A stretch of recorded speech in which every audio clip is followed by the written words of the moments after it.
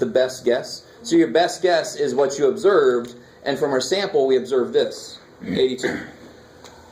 With the extra added information that we have about how hours studied affects grade, and there is a relationship between the two, right? In fact, all that work you did, I got to turn around.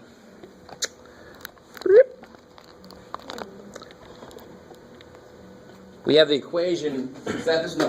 What was the equation? It was 0.66 x plus 70.97. I like it. What this does is it improves that estimate with the additional information of how much a student studied. So if I didn't tell you a damn thing about the student, and I said guess what the grade was, your best guess would be 82. Does that make sense? But now if I said guess what the grade was, and oh, this student studied for 8 hours. The student studied for 8 hours. What could you do to make a better estimate for their grade? Look at the graph. Well, sort of. We're going to do it a better way, but right now I'm going to do it this old-fashioned algebra way. Which one of these variables represents hours studied? X. Good, because that's list 1, right? So if I told you that the hours studied was 8, Just plug in 8. plug in 8. Do it. 76 point. Shit, I lost it. 76.25. I think you'll like this. I can't remember this book. Some of the notation of the book is a little off, but normally what we do, you'll love this. I want to see if you guys really understand why. And we put a little hat on the why. Why did we do that? Because I can't remember now. Was there a point with 8 in it? Yes. Oh, well, that makes sense. I didn't even plan that. What was the grade for the person that actually studied for 8 hours? What was their grade? 79. What's our predicted grade? 76.25. Why is it off by a bit? Because our fit wasn't perfect. It's only a 0.7 something fit. You guys come with me? The stronger that is, the better any estimate's going to be. That's what the little hat means. It's not the actual y, it's the estimated y. So they want to differentiate that. If I just said y, then it's 79. I can see it. Little y hat dude says, what would you estimate it to be? So did I have anybody with 11 hours? No. So how would you get the expected value for 11? Just plug in 11. Plug in 11. Do it. And now I'll show you the shortcut. Okay. What do you get? Like 2, 3. What do you get? 78. Oh, 78.23. They said 0.23. I'm like, No. that poor. Don't do 11. 11 is the magic time where you forget everything. If you go to your graph, and now watch it, you ready? If you hit second trace to go up to the calc, the very first option is value. So if I hit enter, I can actually just pick any x value. So if I put 11 in, 78.23. And you know, it's not quite amazing because we plugged the damn equation in the calculator. It's just using the equation we plugged in, right?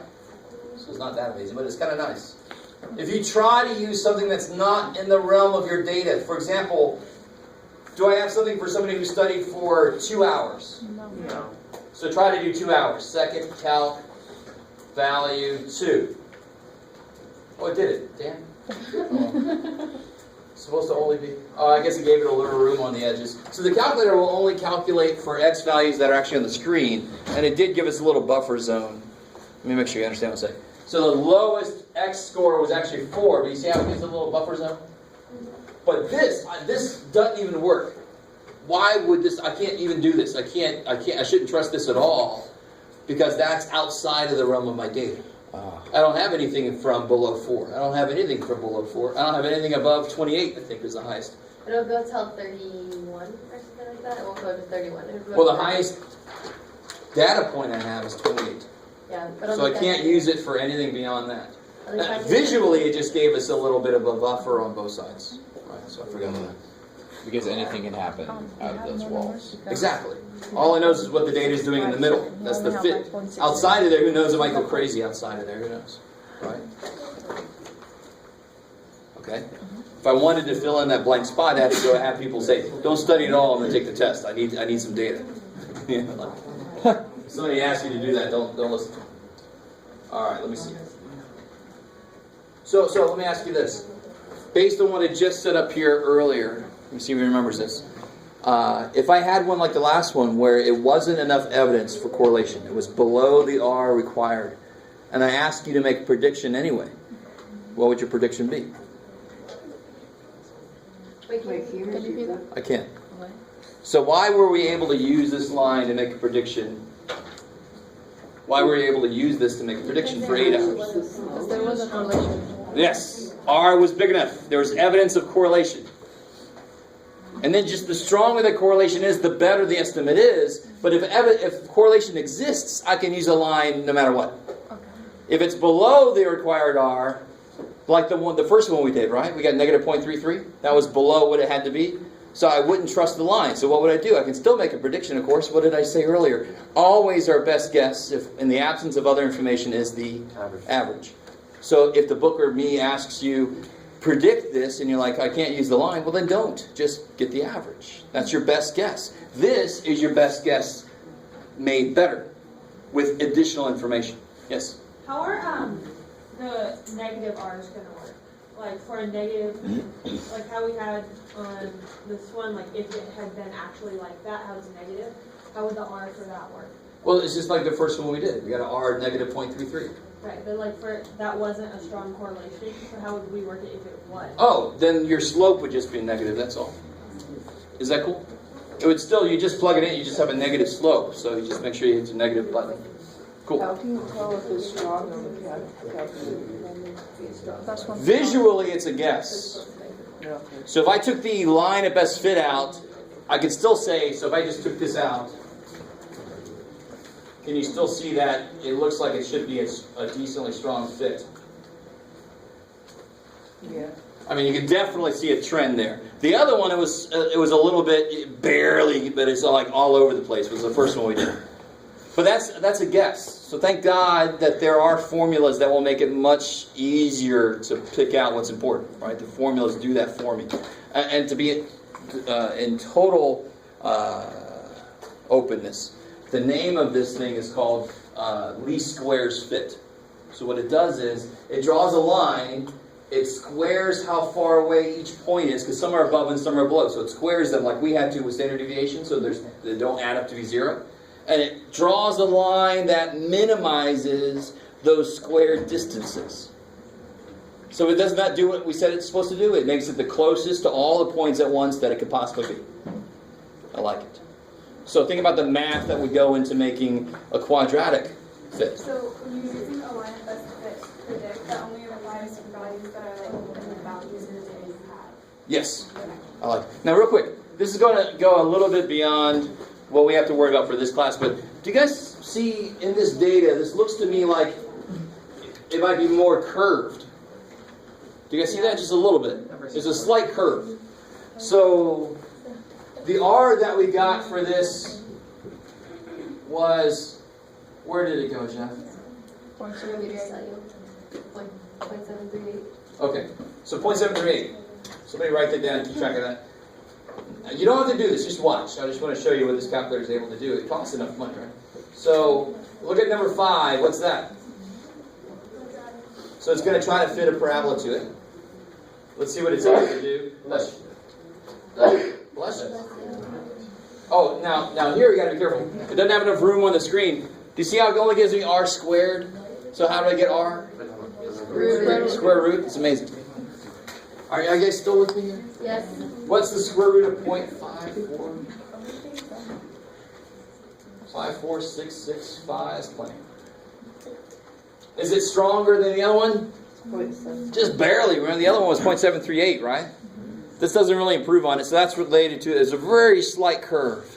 And the equation is off the screen now, but see that? Here's the equation for quadratic regression. AX squared plus BX plus 3, like we're used to, right? So it gives me A, B, C. If I plug those into the calculator, it'll plot a little curve, a little parabolic curve. I like it. Some of you guys who have taken calculus might realize that the A being so small affects the curvature of the parabola, so that's why it's a very slight curve. Maybe. I like it. Kick ass. And then if you look at it hit the stat calc, you can see cubic regression, quartic regression. Yeah, buddy. Then you get the weird little number 8 there. You get logarithmic regression, exponential regression, power regression. Oh yeah, and then you have logistic functions. Sine regression if it's periodic. Manual if it's just weird. All right, but all we have to worry about for this class, I just want to show you very quickly that in real life we have things that happen, they don't straight line, not necessarily they're curved. Or like the growth of something very often is like that. Thankfully, it's got a ceiling, right? Or else, everything, oh my God, how old is that guy? Raw. Yes? What section number is this? Oh, we basically just did chapter 12. If you want something more specific than that, we just did, 12.1 is just a review of linear equations. If you have trouble with that, then it's too late to tell you. That means you should not have signed up for this course. 12.2 is scatter plots by themselves. So again, the book is really good about picking problems apart, just focusing. 12.3 is about AX plus B, about the equation of the line of best fit. And 12.5... So we just did the whole chapter 12, everything? Yeah, we did. 12.5 is prediction. Nice. Isn't that crazy? Yeah. So I told you it'd be nice to do that. We just did chapter 12. We just finished. So the section I skipped in chapter 12, guys, the section I skipped in chapter 12 related to hypothesis tests on the R, we don't need all that. I can just go straight to the table. For sample size, I know what R has to be. So there's no reason to do a hypothesis test. We've already calculated ahead of time what the R's have to be based on the sample size. Are you going to give us the number for the R's? No, that would be too nice. Yeah, of course I will. I'm sorry. So I will give you what R has to be to show evidence of correlation. So, yes? Can you, would you mind writing what you would, like the answer that you would put for both the written responses on the sheet, just because I don't trust this? Oh, sure. Let's see. Where it says, is this a strong correlation? So we got 0.738 or something like that, right? Yeah. 0.738, yeah. You probably want to see it at the same time. God, it's so needy.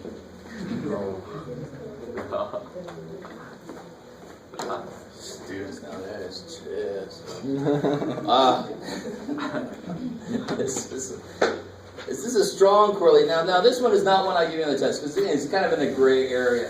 But it's definitely well above 0.456, the required R. I'd give that on your test. But it's also, at the same time, it's kind of far away from 1. So I'd say this is moderate strength. Wait, how do you know 0.456? He's I gonna will give do it to us. positive correlation. Okay. I'll give it to you. But Yeah. it would be up, where would you write that at? What do you Actually, mean? 0.456 or whatever. It'll be on the test. It'll be in the setup of the problem. Just like when I give you alpha, it'll just be something I give you. Oh yeah, by the way, your R has to be at least this. Yes, ma'am. I don't know if it's weak, moderate, or strong weak. So I'm only going to give you extremes. Either it's going to just barely pass the requirement, and then it's weak, or it's going to be up in the 0.9s, and then it's strong. Right? I'm not going to, again, I don't want you to go, what's a good adjective? Woodsy with a hint of Here you just write the equation of the line of best fit. Would you trust the prediction? Yes, there's evidence of correlation. Right? Even if it was barely evidence, I would still use the line of best fit instead of the average. Because that's evidence of correlation, so the line should be better on average. It should be better. If it's below the required R, then I'm just going to give the average. That's my best guess then. Oh, so when you're saying what kind of correlation is it? It's just if it's positive or negative, that's it? Well, Is that what you're asking? is it strong, weak, positive, negative? Okay. Those are the adjectives I'm going to want to see from them. Right? For this problem, we did it together. This is kind of like moderate strength. Right? Okay. Hopefully he's not that angry. And if it passes the R, you said we would use the best fit line prediction. If the R is above what's required, then that's evidence of correlation. 0.02. Yeah, if it's above. That's all I need. So if it needs to be 0.456, and I got 0.4560001, So we would say yes. We would that's trust. evidence of correlation. So would we say yes? We would trust the Yes. prediction. Okay. It's just, I want you to get this, the closer it is to 1 or negative 1, the more I'm going to trust the line. I'm going to trust the line, but the better the prediction would be, the closer that is to 1 or negative So 1. you don't want us to say that, like, oh, like, when it gets closer to 1, you just want to say, yes, we would trust. Yeah, you don't have to all say all that. If there's evidence of correlation, I'm going to trust the line, so I'll use it. Okay. If there isn't evidence of correlation, I'm not going to trust the line. I'm not going to use it. Okay. Okay, You know, like, you have, like, right somewhere or something. so I'm just saying, okay, I'm getting a little confused now. So R, whatever R is, if you want it to be closest to 1 or negative 1, depending if it's positive or negative. But then the 0.4, 5, 6, or whatever number you end up giving us, that's telling us if we trust the prediction. So you ready for this? So, an hypothesis test. To show evidence that something is more than 70, for example, let's just say. The mean is more than 70. If I get a sample that's 72, can it just stop right there and say, there it is? No. So what I'm trying to do is, I'm trying to show that the correlation is not 0, right? But to show evidence through just a sample, I've got to get far enough away from 0. Do you see? So it's the same exact idea as before. I'm trying to show that it's not 0. Well, to show that it's not 0, I have to get far enough away from... So what's the 0.456 number? It's like the z